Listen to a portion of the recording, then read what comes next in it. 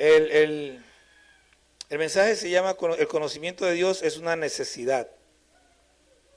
El conocimiento de Dios es una necesidad. Entonces, Oseas capítulo 6. Déjeme, bueno, no, ahora que se sientan se lo explico. Versículos 5 y 6 dice, por esta causa los corté por medio de los profetas, con las palabras de mi boca los maté, y tus juicios serán como luz que sale. Porque misericordia quiero y no sacrificio, y conocimiento de Dios más que holocaustos. Pueden sentarse, hermanos.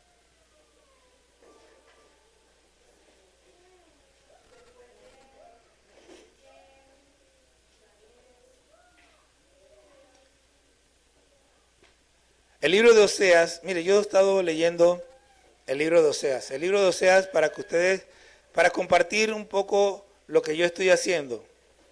Este mes, todo este mes, vamos a estar hablando de diferentes pasajes del libro de Oseas. Así que he estado leyendo y estudiando el libro de Oseas y llegó un momento en que me enternecí. ¿Por qué me enternecí? Porque el libro de Oseas, este libro expresa o muestra de una manera preciosa el amor de Dios para con su pueblo. Es algo impresionante. Si usted se sienta y le dedica suficiente tiempo y le presta suficiente atención, usted va a poder sentir el amor de Dios en este libro. Era un pueblo ingrato, era un pueblo que no quería a Dios, no agradaba a Dios, era un pueblo que estaba totalmente apartado de Dios, pero Dios lo amaba. Entonces, nosotros tenemos que entender que Dios nos ama.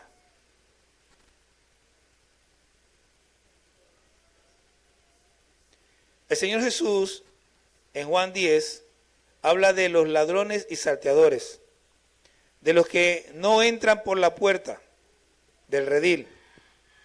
Y nosotros en el libro en la historia de Israel, tenemos un buen ejemplo de lo que Jesús quiso decir.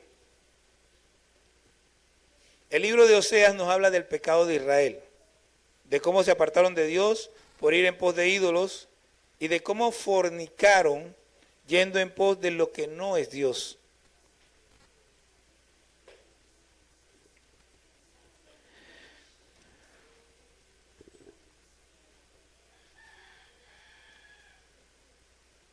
Pero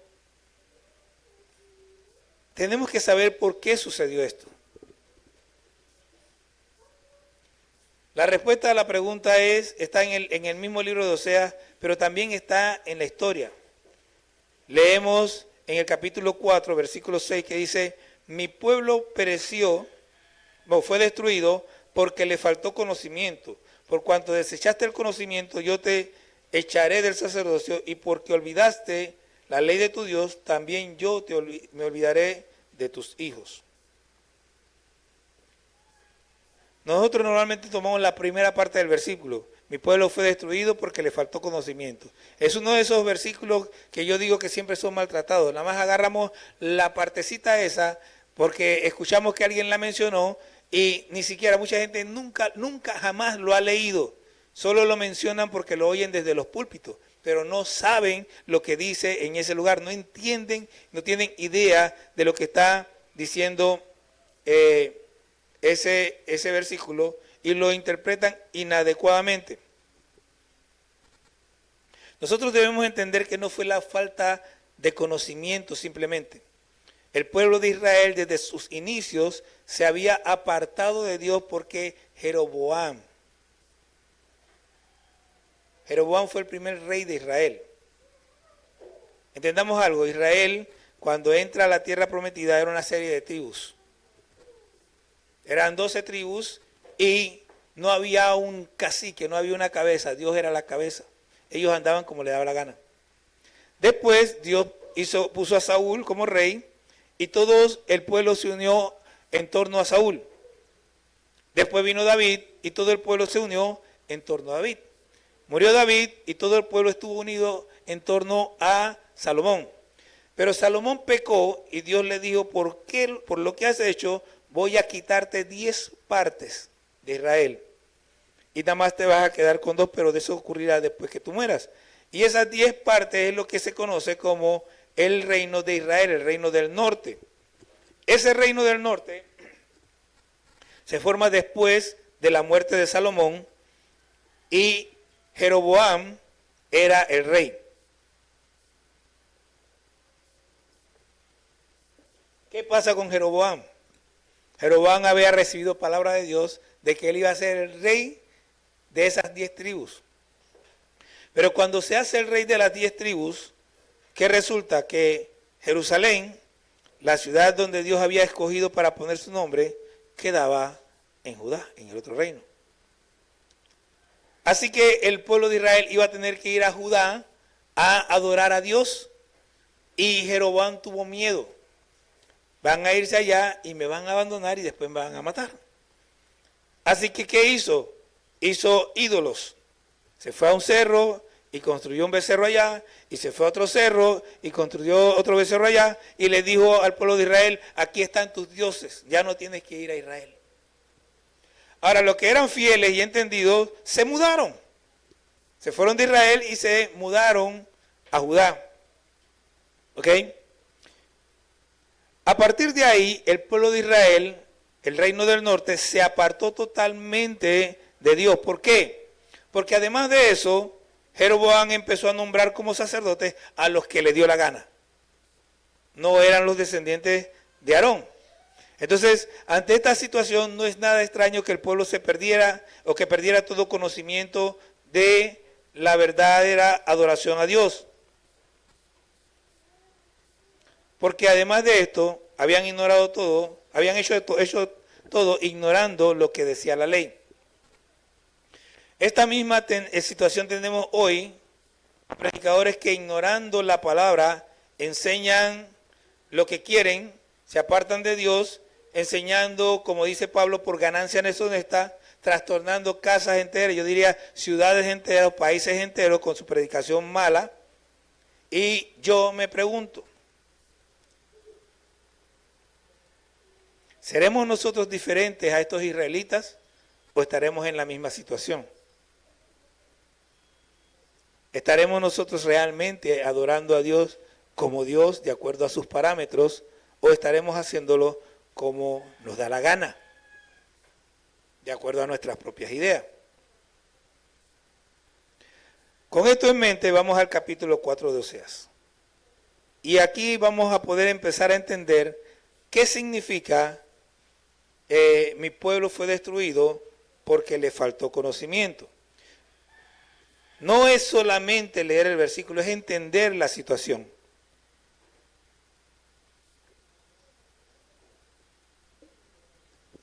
De nuevo, el pueblo de Israel se había apartado de Dios porque sus sacerdotes no conocían a Dios.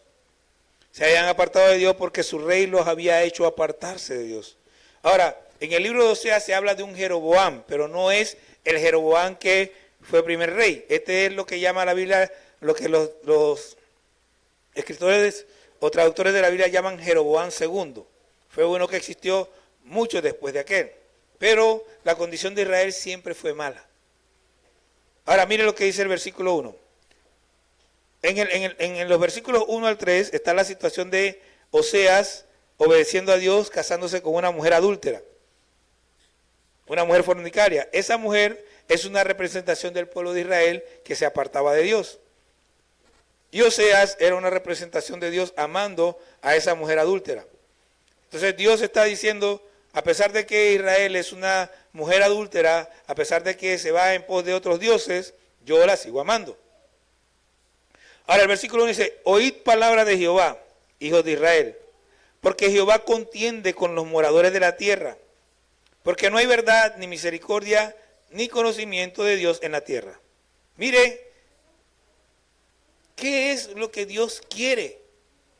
Dios quiere que les conozcamos. Dice, no hay verdad ni misericordia. ¿Por qué no había verdad ni misericordia? No había verdad ni misericordia porque no había conocimiento de Dios. Si nosotros lo leemos así como está ahí y no investigamos y no estudiamos, no nos daremos cuenta que lo que está diciendo ahí No es que el conocimiento de Dios está a la par de la verdad y la misericordia. Es que la falta de verdad y la falta de misericordia son consecuencias de la falta de conocimiento de Dios. Ninguna persona en este planeta, en ninguna época de la vida, ha podido vivir en verdad sin un conocimiento de Dios, porque Dios es la verdad. Desde el momento que tú te apartas de Dios, ya no estás en la verdad. Ahora, ¿qué es verdad? Verdad es lo que es real, lo que es correcto. Ahora tenemos este asunto de la ideología esa de género, que todo lo ha pervertido, y que en estos días, mire, ¿cuántos saben lo que es? Levante la mano si usted sabe lo que es lo que es la apostasía. Levante la mano. Nada más quiero saber cuántos saben lo que es la apostasía. Ok, la apostasía es cuando la iglesia se aparta de Dios, cuando la iglesia deja el conocimiento de Dios y empieza a vivir de una manera, cuando alguien que ha tenido, entre comillas, conocimiento de Dios, se aparta de eso. Ok, nosotros hemos visto aquí mucha apostasía. Gente que vino a la iglesia, que escuchó la palabra, que se bautizaron, que estuvieron entre nosotros, algunos de ellos trabajaron entre nosotros y se apartaron, apostataron de la fe. ¿Ok? Una persona que nunca ha sido parte de la iglesia no puede ser un apóstata. Tiene que ser alguien que ha estado en la iglesia y que ha conocido el evangelio. ¿Ok? ¿Estamos claros, no? Entonces,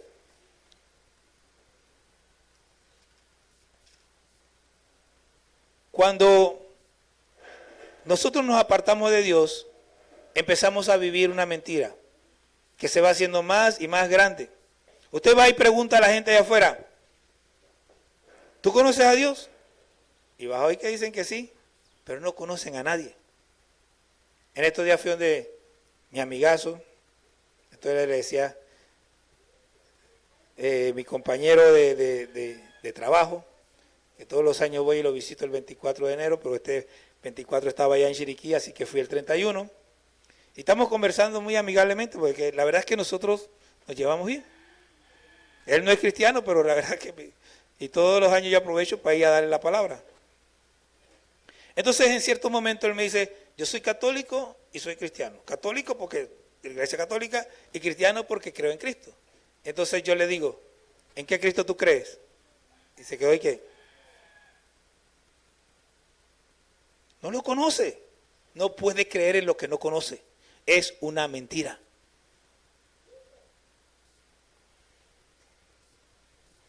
Entonces, no hay verdad. A consecuencia de que no hay verdad, el versículo 2 dice, perjurar, mentir. Perjurar es faltar a la palabra, es jurar en vano. El hombre sin Dios es infiel, no cumple su palabra, jura en vano, pero Dios es totalmente fiel. Mentir. Mentir es no decir la verdad o decir algo que no es verdad. El hombre sin Dios ama la mentira, pero Dios es veraz. Ahora, veníamos hablando, no me acuerdo con quién estaba hablando yo. Con José Félix. No era con José, no me importa, no me acuerdo. El asunto es que estábamos hablando y decíamos, hay gente que es criada bajo valores y principios, y ya eso yo lo he dicho aquí muchas veces, y que parecen más justos que casi cualquier cristiano.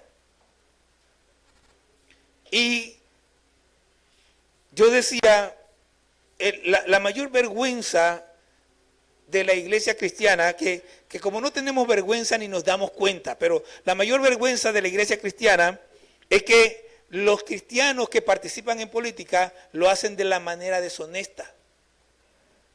Y aquí han habido dos políticos que no son cristianos que han llegado de una manera honesta a la asamblea. A nosotros nos debe dar vergüenza.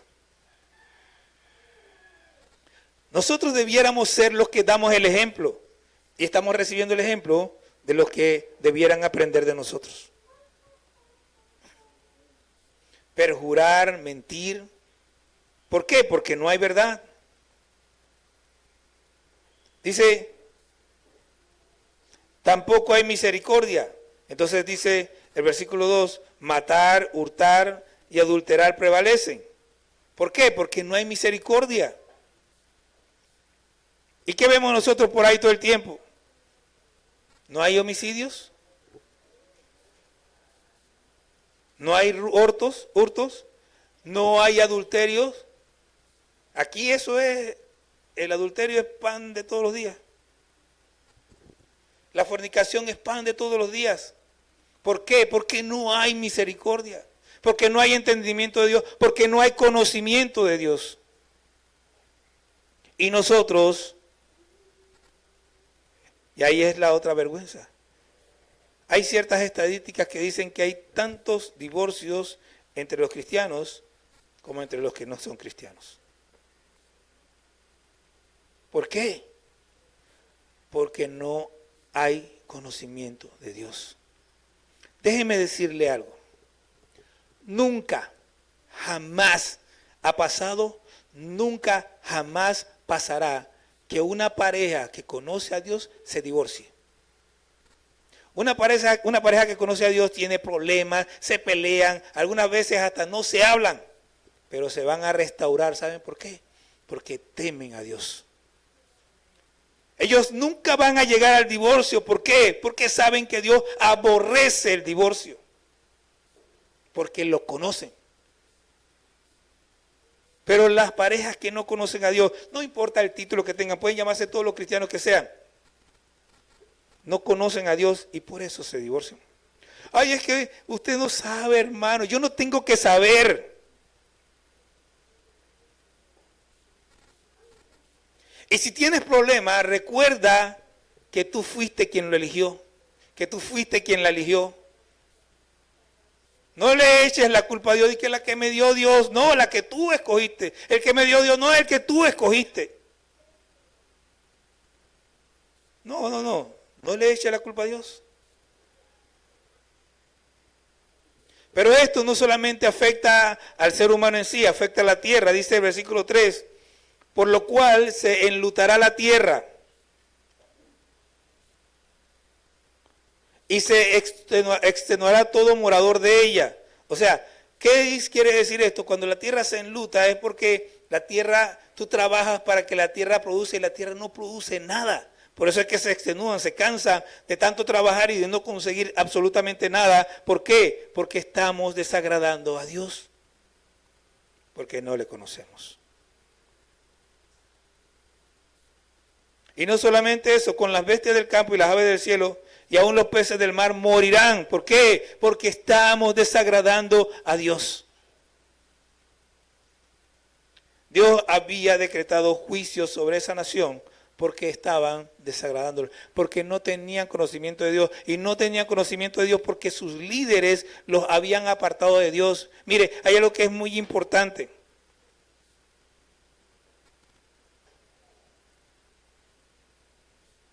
Yo le doy gracias a Dios porque en lo que yo me convertí al Evangelio, teníamos, por ejemplo, enlace aquí en Panamá. Y ahí estaban las dichosas maratónicas que pacta, que no sé qué, que no sé cuándo. En lo que yo me convertí en el Evangelio, yo escuchaba tanto de guerra espiritual y reprende y ata y echa fuera y no sé qué, y ayunos y no sé cuánto. Y ¿qué pasa cuando tú llegas a un lugar y ves que las cosas ocurren de una manera y tú no sabes nada? ¿Qué haces? Adoptas la forma porque piensas que eso es lo correcto.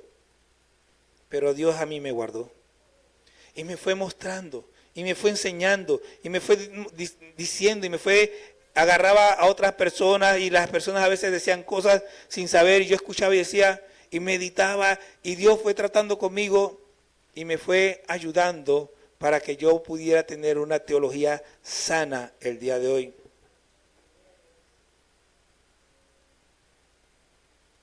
Y déjeme decirle algo. Yo no soy el gran pastor, no soy el mejor pastor del mundo, pero si usted se aparta de Dios no es culpa mía. Porque aquí todo el tiempo, aquí no se le predica que usted va a alcanzar grandes cosas, ni que va a ser millonario. Usted puede serlo, Dios puede hacerlo, la verdad. Si usted le cree y trabaja duro y trabaja inteligentemente, puede serlo. Pero para ser millonario no hay que ser cristiano. Pregúntele a Bill Gates, no es cristiano. Pregúntele a Elon Musk, no es cristiano. Usted no necesita ser cristiano para tener mucho dinero. Dios no está en el trabajo de enriquecer a nadie. Si Dios no te enriquece espiritualmente, lo demás no sirve. Dios no quiere que tú crezcas con tu cuenta en el banco. Dios lo que quiere es que tú crezcas internamente en el conocimiento de Él. Y toda esa gente que anda predicando, mire, aquí hay gente que predica muy bonito. Que cuando uno lo oye, uno se queda como que, ay, sí, es verdad. Pero cuando usted escucha el siguiente mensaje, es lo mismo. Y el que sigue es lo mismo. Y todos dicen, tú eres, tú puedes, tú vas a alcanzar, Dios te va a dar. Eso no es el mensaje del Evangelio. El mensaje del Evangelio no viene de allá para acá, viene de aquí para allá. ¿Cómo? Sí, el mensaje del Evangelio dice, mira a Dios, sigue a Dios, busca a Dios, trata de agradar a Dios, tú eres el sirviente de Dios. Ese es el mensaje del Evangelio. El Evangelio no es simplemente Dios te ama. Si no sabes lo que significa Dios te ama, porque la gente piensa, ay sí, como Dios me ama, Él es tierno conmigo. ¿Usted sabe lo que significa te traje con cuerdas de amor? Con cuerdas de azote, dice. O sea, te azoté. Es como cuando un niño se porta mal y hay padres, a mí no me pasó porque nunca le pegué a mis hijos, pero hay padres que mientras le están dando a sus hijos están llorando. Sí, hay algunos que son así. Le están pegando a sus hijos y están llorando porque les duele pegarle, pero saben que ese chiquillo lo que necesita es rejo. Y eso se llama amor. La Biblia dice que Dios al que ama disciplina, y no lo dice una vez, lo dice por lo menos 2 veces. Dios al que ama castiga. Pero la gente dice, no, es que yo amo tanto a Dios porque me da y yo amo a Dios porque me salvó. Yo amo a Dios porque es Dios. Yo no amo a Dios porque me da. Él me da porque me quiere dar. Yo no amo a Dios porque por lo que hace por mí, sino por lo que ya hizo. Si Dios no me da nada y no importa, yo lo sigo amando.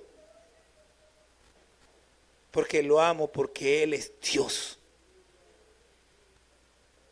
No por lo que me da, sino por lo que es. Y si usted no puede amar a Dios de esa manera, usted no conoce a Dios. Usted tiene un Dios falso. Y sepa, aquí hay un texto interesante. Porque cuando Oseas, la mujer de Oseas se va y está con sus amantes, en cierto momento dice la Biblia que Dios le dice dice, y ella no sabe que lo que sus amantes le da soy yo el que se lo doy. Y eso me daba vuelta en la cabeza, ¿cómo que lo que el amante le da soy yo el que se lo da? Es como si Oseas le diera al amante para que el amante le diera a ella. ¿Y qué pasa? Que cuando la gente se va a los ídolos y dice, mi ídolo me respondió, es la misericordia de Dios. Ese ídolo no tiene ningún poder. Dios permite que ocurra el milagro, pero para que te vuelvas a él y te vuelves al ídolo. Y ellos no saben que el único que tiene poder para hacer milagro es Dios. Y el ídolo no tiene ningún poder. Cuando el zumbao tocó la vida de Job, que formó el remolino, que hizo que los sabeos, él no tenía ningún poder, Dios le permitió hacerlo.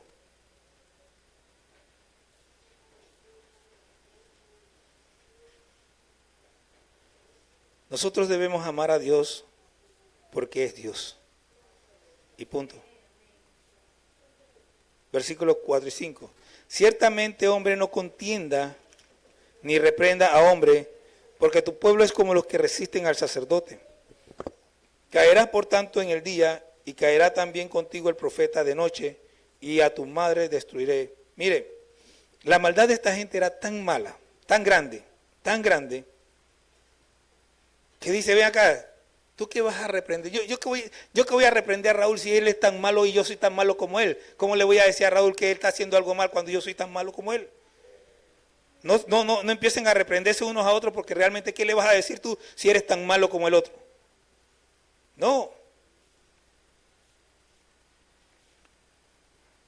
No se pueden decir nada el uno al otro porque son similares, son malos. Son como los que resisten al sacerdote. Y mire, ¿por qué resisten al sacerdote? El sacerdote era el intermediario entre Dios y el hombre. Ahora imagínate, tú vas al sacerdote y consultas al sacerdote y el sacerdote te habla de parte de Dios y tú dices, no, yo voy a hacer lo que me da la gana. ¿Para qué fuiste al sacerdote? Hubiera hecho lo que te da la gana al principio. Y al resistir al sacerdote está resistiendo a Dios. Ahora, estos sacerdotes de acá no eran sacerdotes de Dios, eran hombres malos. Y eso tiene consecuencia. Caerás por tanto en el día y caerá también contigo el profeta de noche y a tu madre destruiré. Dios estaba decretando juicio contra Israel. Israel iba a ser destruida después de esto. Iba a ser conquistada y de hecho fue conquistada y fueron llevados lejos de ahí. Todavía se habla de las 10 tribus perdidas de Israel. Aunque ya algunos de ellos han sido encontrados, solo que no se sabe mucho de ese asunto. Los judíos de Israel actualmente han hecho varias incursiones buscando a su gente, han encontrado a parte de ellos y los han llevado a Israel. ¿Ok? Entonces, mi pueblo, versículo 6, fue destruido porque le faltó conocimiento. Está intensa esta cosa. Por cuanto desechaste el conocimiento, yo te echaré del sacerdocio. Ahora, ¿qué significa? Mi pueblo fue destruido porque le faltó conocimiento. Primero, los que desecharon el conocimiento de Dios fueron los sacerdotes. Los sacerdotes no conocían a Dios. Déjeme ponerlo de esta manera. El pastorado, lo que yo estoy haciendo, es un llamado. Todavía no sé por qué Dios me escogió, pero es un llamado. Dios llama a la persona del sacerdocio. En el caso mío, yo tenía el deseo internamente, aunque no quería, pero tenía el deseo, y no pensaba que iba a pasar. Pero un día mi pastor me llamó y me dijo, quiero que vayas a Willy. ¿Ok? Dios se puso de acuerdo con mi pastor y conmigo para llamarme al sacerdocio. Pero hay al pastorado, hay pastores que se ponen a sí mismos como pastores. Hay pastores que quieren ser pastores y se saltan todo para ser pastores.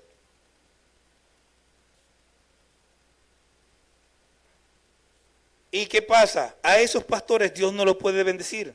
A esos pastores Dios no se les puede revelar. A esos pastores Dios no les puede hablar, entonces hablan lo que les da la gana. Y pervierten el evangelio y pierden a la gente que los escucha. Los llevan por un camino equivocado. Estos sacerdotes no sabían absolutamente nada de Dios y estaban ministrando a la gente con lo que no era. De hecho, ellos están ministrando por ganancia.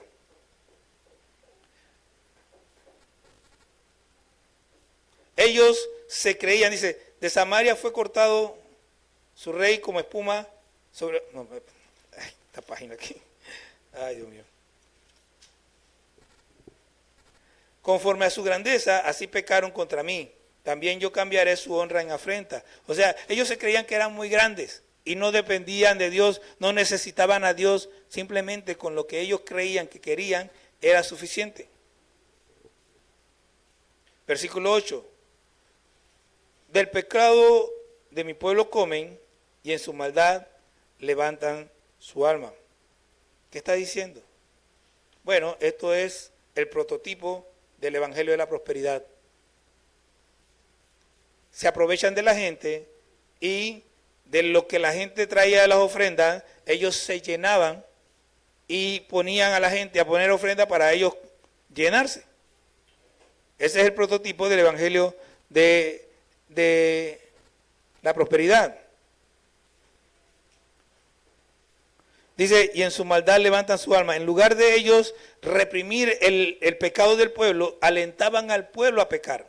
Lo llevaban a los ídolos, lo llevaban y lo apartaban del pueblo de Dios. En vez de corregir las malas prácticas del pueblo, los alentaban a seguir en esas malas prácticas. ¿Por qué?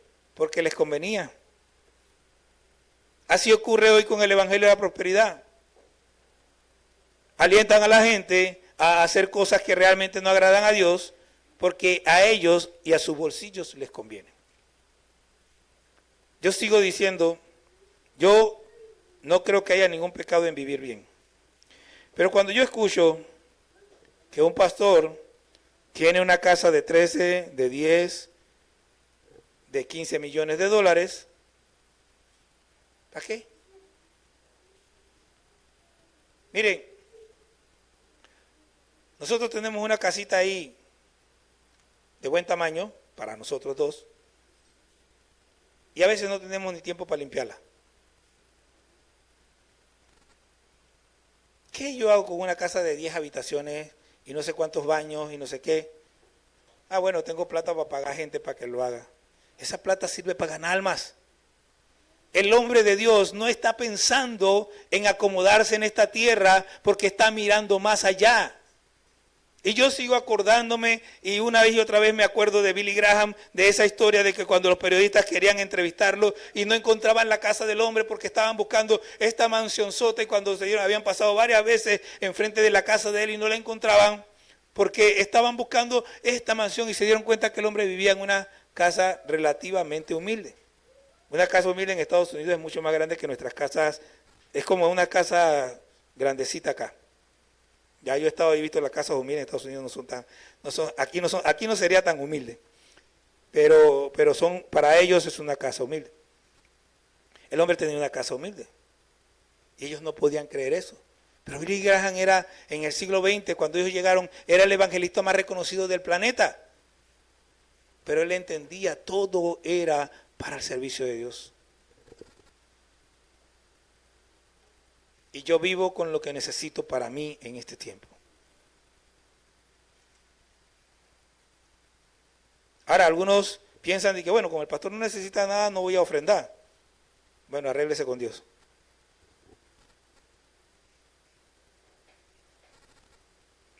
Dice, y será el pueblo como el sacerdote, le castigaré por su conducta y le pagaré conforme a sus obras. Una cosa que entendí perfectamente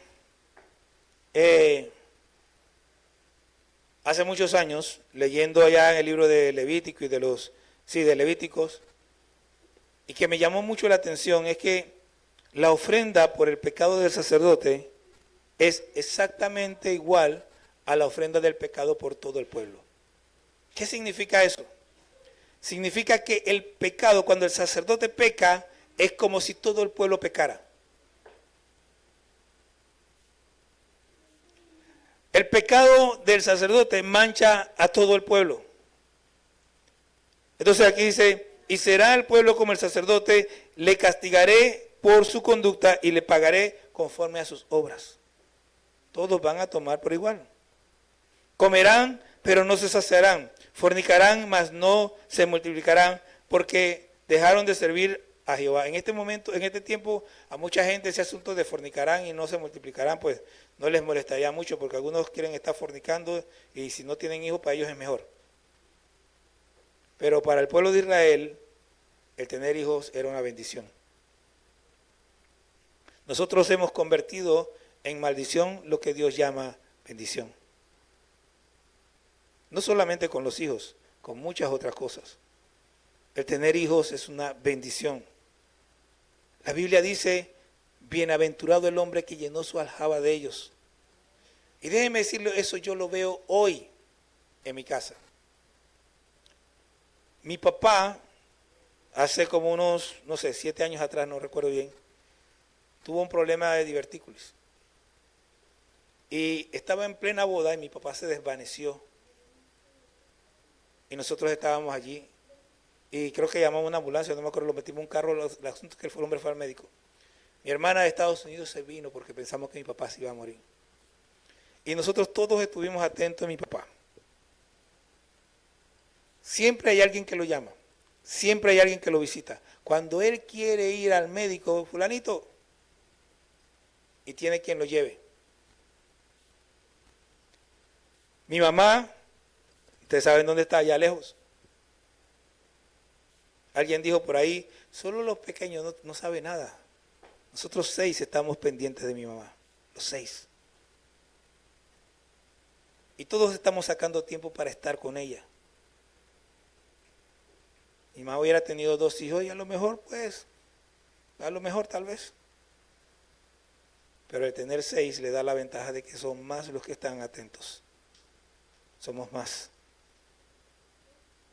Dios no se equivoca.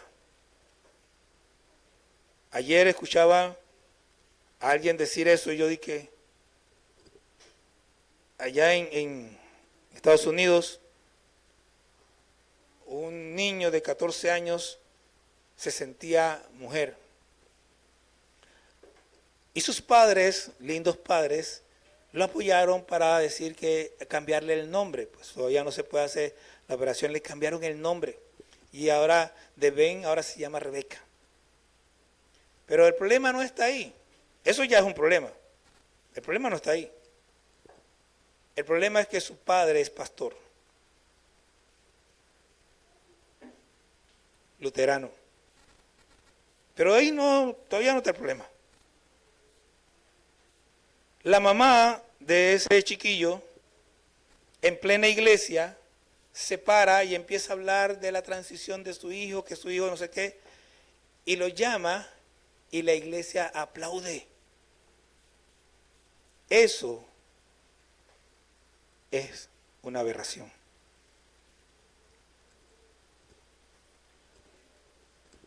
Pero la mujer está hablando, dice, Dios no se equivoca, como si Dios realmente estuviera en el pensamiento del niño. No, Dios no se equivocó cuando lo hizo hombre.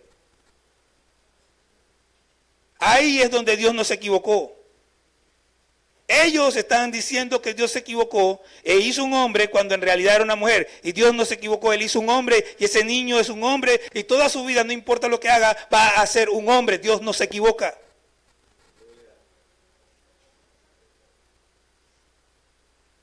Pero nosotros, de nuevo, convertimos la bendición en maldición. La bendición de ese niño es haber nacido hombre y no lo entienden ni él ni sus padres. Y han convertido la bendición en maldición. Estos son gente que están en el pastorado, que no son llamados a ser pastores, porque si fueran llamados a ser pastores no harían esas cosas.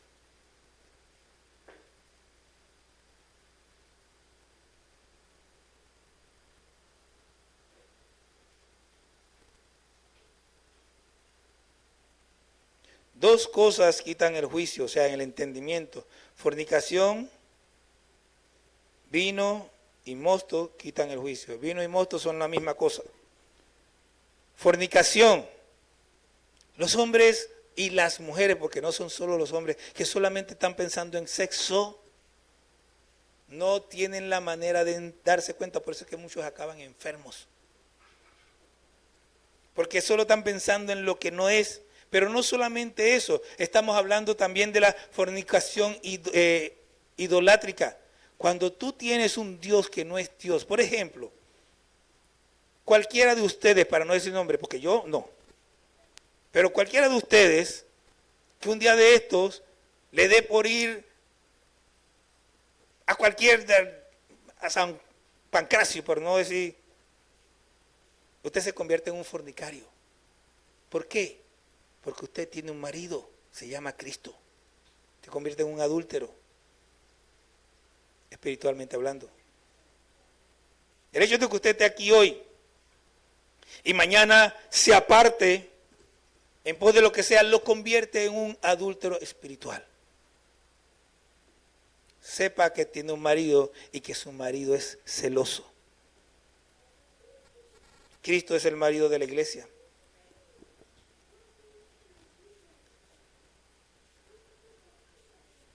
Y usted es la iglesia de Cristo.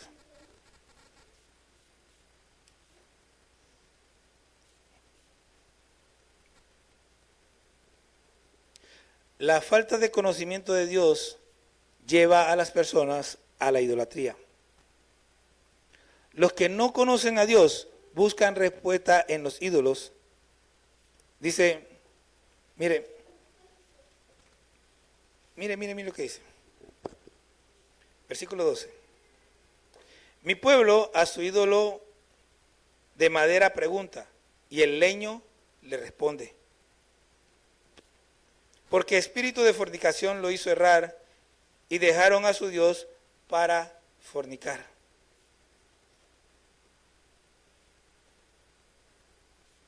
Mi pueblo a su ídolo de madera pregunta, y el leño le responde.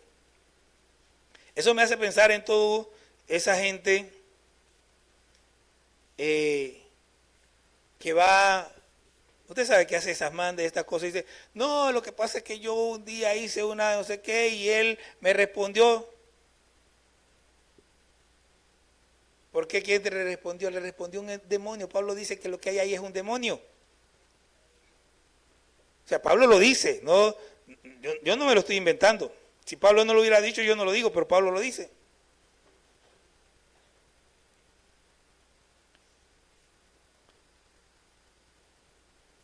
El pueblo de Dios es la esposa de Dios. Vuelvo y lo digo. Cuando se van en pos de ídolos, están espiritualmente fornicando. Dice, versículo 13. Sobre las cimas de los montes sacrificaron e incensaron sobre los collados, debajo de las encinas, álamos y olmos que tuviesen buena sombra. Por tanto, vuestras hijas fornicarán y adulterarán vuestras nueras. No castigaré a vuestras hijas cuando forniquen, ni a vuestras nueras cuando adulteren, porque ellos mismos se van con rameras y con malas mujeres sacrifican. Por tanto, el pueblo sin entendimiento caerá. El pueblo sin entendimiento caerá. ¿Qué hace el pueblo sin entendimiento? Se va en pos de ídolos. ¿Qué hace el pueblo sin entendimiento? Fornica, adultera. Aquí dice que las hijas iban a fornicar. Y las nueras, obviamente las que estaban casadas, adulteraban. Y dice Dios, no lo voy a castigar porque tú también te vas detrás de rameras y de malas mujeres. O sea, todos andaban en lo mismo. Tengamos cuidado que Dios está pendiente.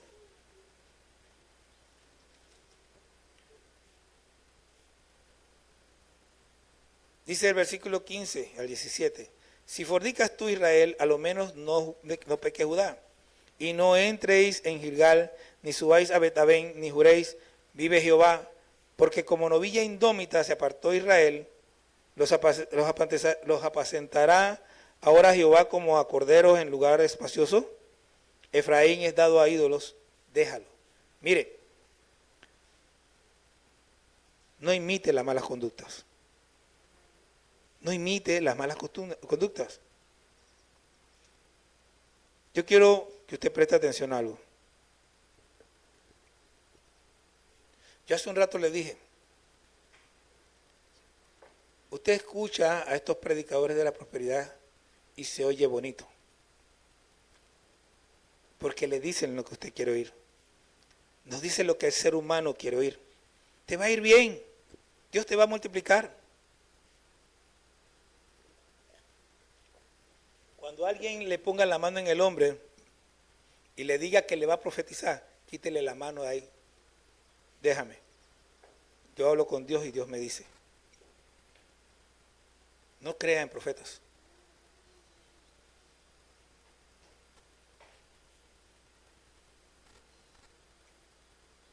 Preste atención. Cuando usted oye que una persona le está hablando de que todo va a salir bien, de que le va a ir bien, de que va a tener prosperidad, de que va a alcanzar, salga huyendo. Es un falso profeta. Eso es todo lo que ellos dicen. ¿Por qué? Porque quieren engancharte. Y ten cuidado, porque lo que te dice se puede cumplir. Dios dijo allá en Deuteronomio o en número, no me acuerdo bien, dice, cuando viniera un profeta o soñador de sueños y te profetizare diciendo, y lo que te profetizare se cumpliere diciendo, vamos en pos de dioses ajenos que tú nunca conociste, ten cuidado que soy yo que te estoy probando para ver si me amas. ¿Por qué? Porque si usted no entiende la palabra, si usted no se afirma en la palabra, si su vista no está puesta en Dios para agradar a Dios, el enemigo va a buscar la manera de hacerte escoger el otro camino, el camino de agradarte a ti mismo. Y se va a oír bonito, créemelo, se va a oír muy lindo, pero tú no te vas a dar cuenta de que lo que te están hablando es errado porque no tienes entendimiento. Por eso le insisto, agarre su Biblia, coja el estudio y enfóquese en Dios. No esté viendo a Noé. Es más inevitable ver a Noé. Usted va a tener que esforzarse para no ver a Noé y ver a Dios. Usted va a tener que esforzarse para no pensar en los que se ahogaron y empezar a ver a Dios. A usted le va a costar darse cuenta, porque usted cuando va a ver a Dios, empieza a ver a Dios como hacemos normalmente. Ay, yo veo que Dios es misericordioso. Y yo veo que Dios es paciente. Pero también yo veo que Dios es justo. Y yo veo que a Dios se le agota la paciencia. Y yo veo que Dios castiga al malo. Y yo veo que Dios no soporta la maldad. Pero si usted no está viendo a Dios, no va a ver eso. Usted va a ver lo que le conviene. Va a ver a Dios bueno. Al Dios buenito que no hace nada malo. Ese es el Dios que usted va a ver.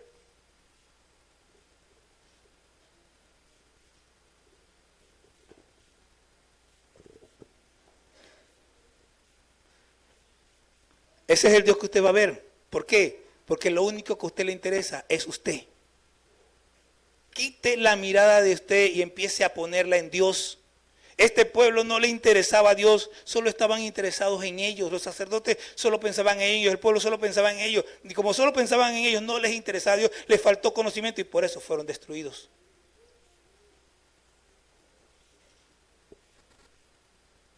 El problema está en cuál es tu prioridad. La mía es Dios. ¿Qué es lo más importante para ti? Para mí lo más importante es Dios. ¿Cómo te ves en el futuro? Yo me veo en el futuro sirviendo a Dios, agradando a Dios, buscando a Dios, tratando de conocer más a Dios. ¿Cómo te ves tú? ¿Cómo te ves? Yo me veo negándome a mí mismo para seguir a Cristo. Todos necesitamos, realmente todo el mundo necesita conocer a Dios. La falta de conocimiento de Dios nos lleva a cometer todo tipo de barbaridades cuando no cumplimos lo que prometemos, cuando matamos, cuando mentimos, etc. Estamos mostrando que no conocemos a Dios. Él es la verdad. Por lo tanto, no hay ninguna mentira en Él. Él está exento de maldad. ¿Ustedes saben por qué realmente yo dejé de celebrar la Navidad? ¿Por qué dejé de poner arbolito? ¿Y por qué? Porque yo entiendo que Dios es verdad. ¿Ok? Dios es verdad. Y donde hay una mentira, Dios no está allí. Y la Navidad es mentira toda. Ay, no, lo que pasa es que como yo celebro mi cumpleaños, debo celebrar el de Cristo. ¿Quién dijo? Si Dios quisiera que celebrara su cumpleaños, te hubiera dicho, yo nací tal día, no te dijo. Porque no quiere que lo celebres. Ay, pastor, usted, bueno, o sea, esa es mi visión, yo le digo. ¿Por qué también dejé de celebrar la Semana Santa? Porque es mentira. Jesucristo nos dijo que celebramos la Santa Cena en memoria de lo que Él hizo en la cruz. ¿Por qué tengo que poner una fecha adicional? Si ya yo lo hago todos los meses. ¿Por qué tengo que escoger la Semana Santa? Ay, lo que pasa es que la gente está sensible. ¡Mentira! Todo eso es mentira del diablo. El primer año que llegamos aquí, por cierto, ¿qué día es? Hace 2 días cumplimos 14 años de estar viniendo a Huile. Y ese primer año nosotros recorrimos todo Huile llevando el Evangelio para Semana Santa. ¿Y qué sorpresa nos llevamos cuando terminó la Semana Santa? Gran cantidad de la gente que hablábamos no era de aquí de Huile. Y los que le hablamos de aquí, ni fu ni fa. Oh, qué sensibles están a la palabra. El problema soy yo, que no sé predicar, yo creo que es eso. Es mentira. No es una fiesta lo que va a hacer que la gente esté sensible. Lo que hace que la gente esté sensible es el Espíritu Santo hablándoles al corazón. Y donde hay mentira, Dios no está allí. Así que Dios no está ni en la Navidad, ni está en la Semana Santa. Él está en tu corazón si andas en verdad. Por lo general, cuando el pueblo de Dios se extravía, es porque sus líderes se extraviaron primero. Los sacerdotes en el Antiguo Testamento y los pastores en el Nuevo Tiempo, en nuestro tiempo, son los responsables de enseñar al pueblo lo que agrada a Dios. Pero cuando estos se apartan del camino, comienzan a abusar de su posición, y como ellos escogen olvidarse de Dios y de su ley para llenarse ellos sus bolsillos, entonces engañan al pueblo para saquearlo. Cuando vine a Huile, una de las cosas que propuse en mi corazón, y a mí me cuesta mucho decir cosas como, oiga, necesitamos recoger dinero para arreglar el edificio. Pero este edificio necesita mantenimiento. Y yo tengo que decirlo.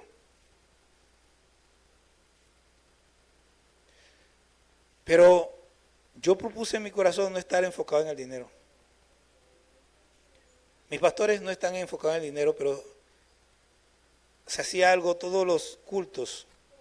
Y es que a la hora de recoger las ofrendas se daba un hermano de su ofrenda, de su diezmo, no sé qué, no sé cuánto, y unas cuantas palabras allí, y eso me llegó a chocar.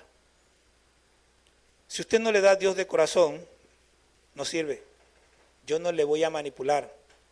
Yo no le voy a estar diciendo a usted todo el tiempo que tiene que darle a Dios. Si usted no sabe agradecerle a Dios, ese es su problema, no el mío. Ya yo le dije y le he dicho varias veces. Si usted no lo quiere creer, bueno, ese es su asunto. Yo agradezco a Dios con todo lo que tengo. Pero esa es su decisión. Sin embargo, los sacerdotes y muchos pastores en este tiempo lo hacen para llenarse sus bolsillos, para ellos vivir bien. ¿Hay alguien aquí que no quiera vivir bien? Yo quiero vivir bien. Pero más que vivir bien, yo quiero agradar a Dios.